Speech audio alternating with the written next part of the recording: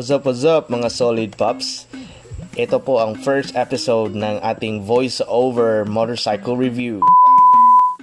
If you are new to the channel, don't forget to click like and subscribe. Also click that notification bell for the newest news in motorcycling and some reviews about motorcycles. And because of the new normal, marami na namang mga taong gustong bumili ng motor. So it's either a scooter, it's either an underbone, or maybe an electric one. But for the Philippine setting, electric motorcycle is not really that very safe and legal. So we have left with two options. For the beginners, we can have the underbone or the scooters.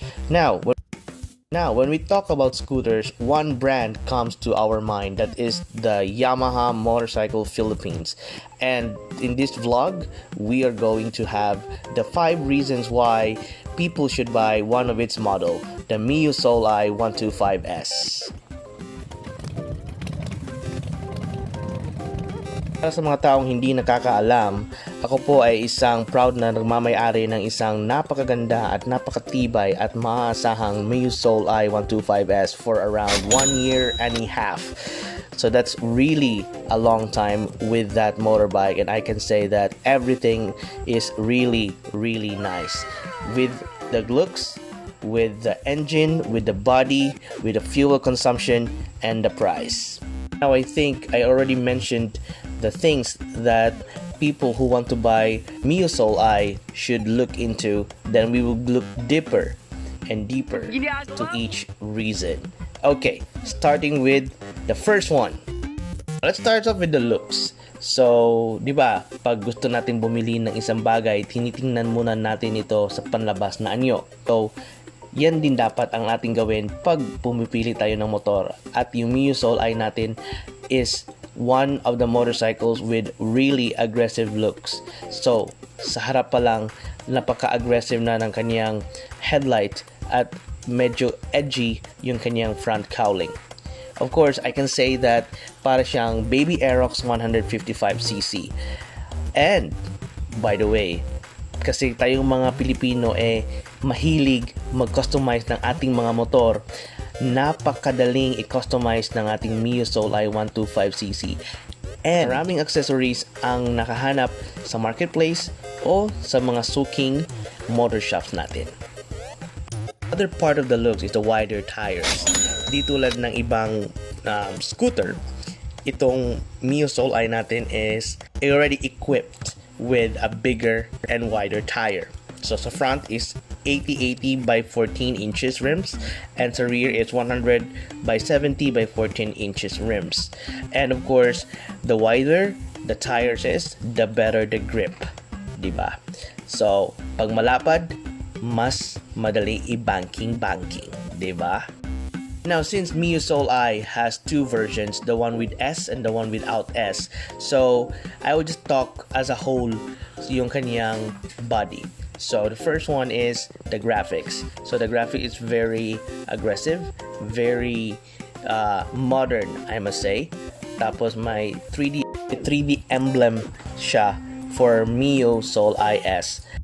Now let's talk about the engine. The engine is a blue core technology. So it's a 125cc 4-stroke single overhead cam air-cooled 2 valves engine.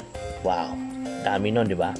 Yeah, and to put it simply, it's good for city riding, in heavy traffic, and occasional long rides. So hindi ka bibigoin ito kahit na gusto mong pumunta ng malalayong lugar. Now, let's have the cylinder. The cylinder is a diacetyl cylinder and it has a forged piston. Now, what's the benefit of having this kind of feature? In simple way, it has an efficient fuel-saving feature with less power loss due to heat. Let's talk about the horsepower. So, the maximum horsepower of this cute but powerful scooter is 9.5 horsepower at 8,500 RPM. Now let's go to torque. Torque is around 1.6 Newton meter. Now another feature of this motorcycle is it has a stop-start system and a kickstart kill switch. Very safe, and it can save a lot of power and gas. Now, this type of engine has the least maintenance among all other scooters. Why? Because you only need to focus on one major thing, which is the engine oil. So you should take care of the regular interval for the engine oil replacement, then you're good to go. Now, in addition to the engine itself, it's very fuel efficient as well. So according to the sheet, it's around 40 to 45 kilometers per liter, while sa akin, the best fuel to distance ratio that I had was 47 kilometers per liter. Now let's talk about the maintenance. So dito lang sa ibang motor, this motorcycle has three main parts na dapat mong i-maintain with regular basis, okay? For the other, you can always check the user's manual for the proper time interval. So the first one is oil. So what I recommend is the Yamaha Blue Core oil. So since this is a Blue Core engine, so we should use a Blue Core oil for that.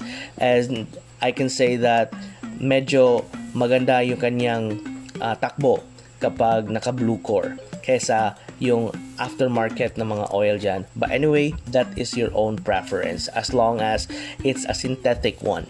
Okay? Then, second is air filter. So, my air filter is always changed around 6 to 10,000 kilometers kasi medyo maalikabok yung lugar namin. So, I always find time to check that one. Third is, of course, the belt. So always check yung belt. Sama nyo na rin yung panggilid kasi yun yung palaging narurumihan at palagi mong let's say pinapanini. Other main feature of this one is a wider U-box compartment. So compared to other Mio models, this has the bigger one, around 14 liters. I don't know with the Gravis, but I think the Yamaha Gravis has a higher capacity. Pero si Mio Soul is with 14 liters. That's like 14 liters na Coke at isang half shell na helmet with other paperworks. Now let's go to the price. Now price of this motorbike is around 75,000 to 83,000. It depends on which model you are actually interested in. So kung gusto mo ng ordinary lang or yung regular, that is around 74,000 or around 75,000. While kung gusto mo ng something with stop and start system, yung Mio Soul IS, then that is around 80 to 83,000. So medyo sulit, and for the looks itself and the performance, hindi ka nalugi doon. So yun guys, those are the things that I think will really put Mio Soul i125S on the top, okay, with the budget range and with the people that are currently looking for another mode of transportation for the new normal, because we are still under the coronavirus pandemic. If you learned from the video, if you like what you watch or what you have just heard, you can click like and subscribe. If you want to say anything else, just comment down below and I'll be glad to answer all your questions about this motorcycle. Alright, peace out. Ride safe.